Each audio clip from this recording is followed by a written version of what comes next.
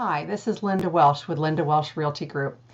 Thanks for visiting my channel. I just wanted to talk to you a little bit today about how to discuss a price reduction with a seller. So, especially in this market we're experiencing right now, this is a very, very common conversation that we're having to happen because our market is changing daily, folks. In our current market, we're seeing a previous inventory of 2 to 3 weeks is now at like 5 to 6 months, which is actually a normal market. Unfortunately, a lot of sellers have not yet realized that. And if they took the average over the last 6 months, they might think we have 2 to 3 months of inventory. But in fact, if you look at the stats just from the last 30 days, you'll see that we're actually in a very balanced market. Now, some of that is because of a lack of inventory, so people are not buying as much. But after all, if you're seeing 70% of properties around you having a price reduction, it may be also time to discuss that with your client if the property that you're listing is sitting on the market too long. And what is too long? Well, too long might be 2 to 3 weeks in your market. Hopefully you've had this discussion with your client when you first took your listing and talked to them about the fact that we are in a changing market. And in fact, we don't know on the day that your property goes pending how many other properties are going to be on the market for buyers to choose from. So when working for your seller, you kind of have to also take the stance of what would a buyer do. So the buyer is going to look at all available properties in that marketplace. And you don't need to really apologize for what's happening in the market because the market is the market. The market is going to tell them when it's time to reduce the price. You just have to open the conversation.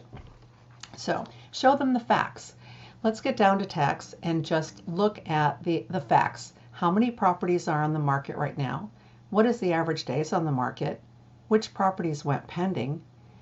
And how much is going on in their neighborhood? Oftentimes people will choose a neighborhood, a school district, or some other reason that they want to live in a certain area. But every market is different, right? Location, location, location.